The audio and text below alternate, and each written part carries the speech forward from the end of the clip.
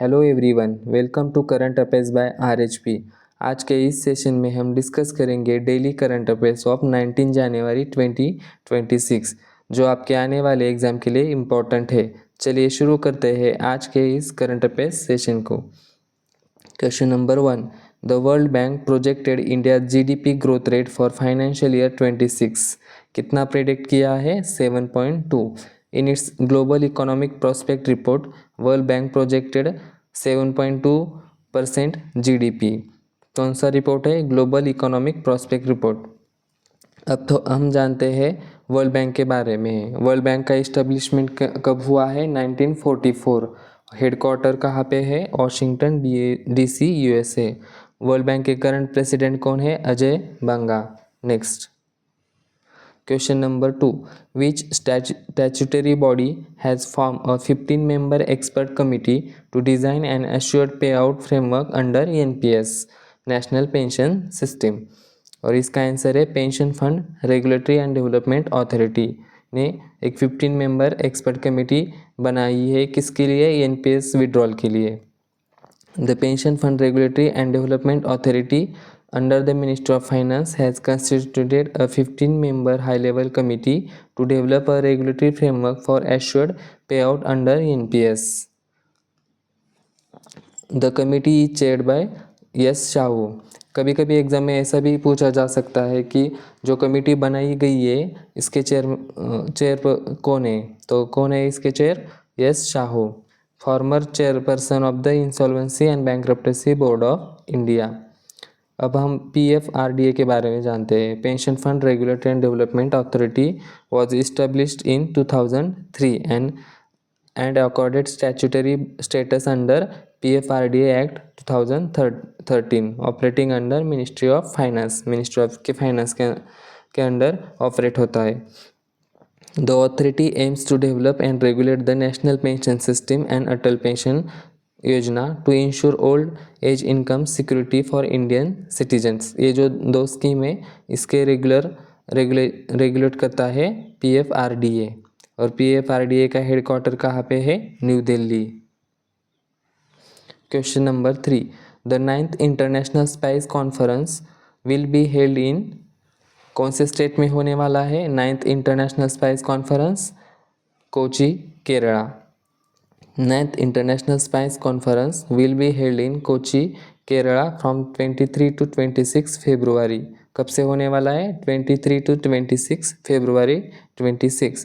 The conference is organized by All India Spice Exports Forum and is its flagship global event. The theme of ISC 26 is spice 360 getting future ready. क्या theme है इसके लिए? जो अभी conference होने वाला है उसका इसके लिए थीम रखा है spice 360 getting future ready, focusing on innovation, sustainability and future preparedness of the spice industry.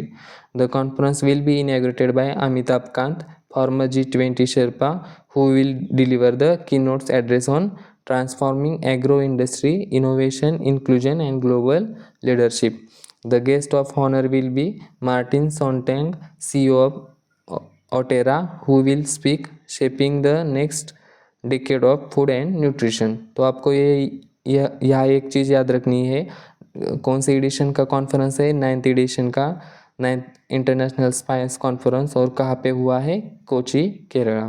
और उसका थीम क्या है? Spice 360 getting future ready. Next question 4, what is the theme of BRICS India chairship 2026? और इसका correct answer है building for resilience, innovation, cooperation and sustainability.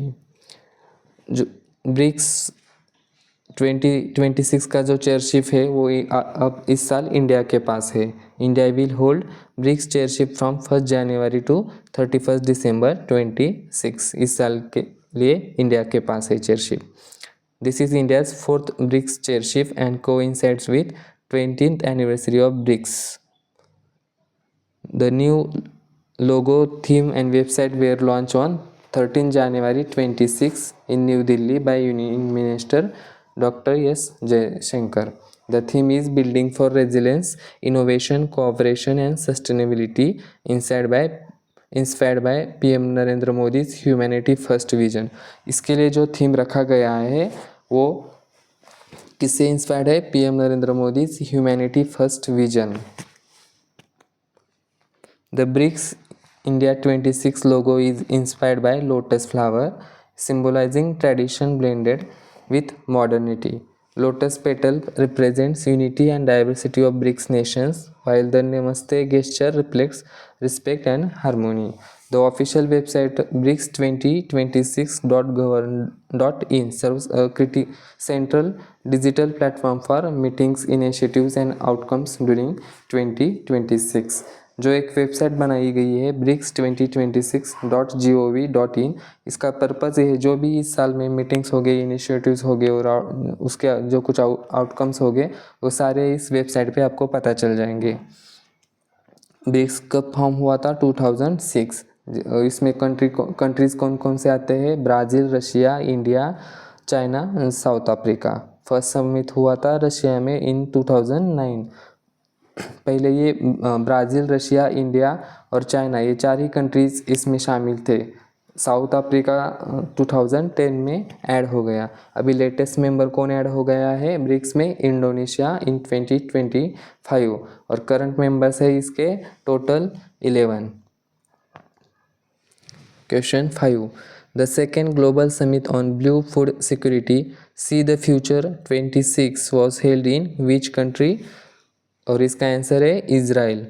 Union minister Rajiv Ranjan Singh visited Israel from 13 to 15 January. He attended the second global summit on blue food security, See the Future 26 held in Israel. During the visit, India and Israel signed a joint declaration to strengthen bilateral cooperation in the fisheries and aquaculture.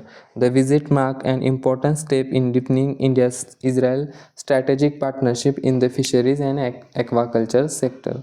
तो आपको एक यहाँ पे चीज़ याद रखनी है, ये जो समिट हुआ है blue food security see the future 26 कौन से कंट्री में हुआ है? इज़राइल। और किसने अटेंड किया है? Rajiv Ranjan Singh. Question 6. Which bank won the IBA Banking Technology Award for 26 for Best FinTech and DPI Adoption? Best financial tech and digital public infrastructure adoption के लिए कौन से बैंक को अवार्ड दिया गया है IBA की तरफ से? Karnataka bank. Karnataka bank on the IBA banking technology award 26. The bank won the award in the category Best FinTech and Digital Public Infrastructure Adoption. The award is given by Indian Bank Association. आपको यहाँ सिर्फ एक bank का नाम रखना है। किस bank को मिला है? कर्नाटका बैंक। Question 7.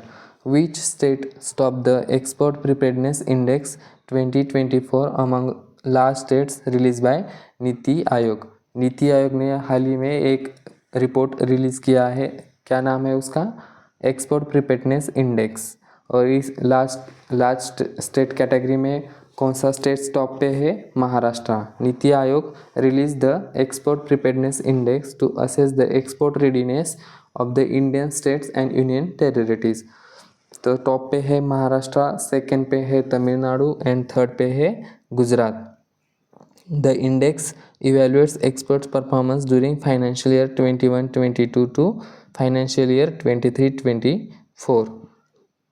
ये जो इंडेक्स रिलीज़ किया है, कभी कभी एग्ज़ाम में ऐसा पूछा जा सकता है फर्स्ट कौन सा है, सेकंड कौन सा है, तो आपको फर्स्ट सेकंड याद रखना है। फर्स्ट पे है महाराष्ट्र, सेकंड पे है तमिलनाडु एंड थर्ड पे है गुजरात। और जो ये इंडेक्स रिलीज़ किया है वो किसने किया है? NITI Aayog. Question 8. Who won the Taylor Prize for Environmental Achievement for Research on Fungal Networks? और इसका आंसर है Toby Kiers. She is an American biologist. कौन सा अवार्ड जीता है? Tyler prize for environmental achievement. The award honours her contribution to advancing environmental science and sustainability. Question number 9. Which state recorded the highest share of personal four-wheelers electric vehicles adoption in 25? और ये इसका answer है Kerala. Kerala recorded the highest share of personal four wheeler electrical vehicle adoption.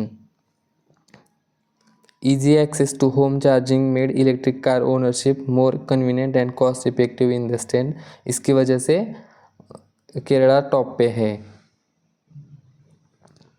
तो दोस्तों ये थे आज के डेली करंट अफेयर्स। अगर आप डेली एग्ज़ाम ओरिएंटेड अपडेट्स चाहते हो तो चैनल को सब्सक्राइब करिए और बेल आइकन प्रेस करिए, वीडियो को लाइक करिए, शेयर करिए। अगर आपको इस सेशन का PDF चाहिए तो type yes in comment section. Thanks for watching.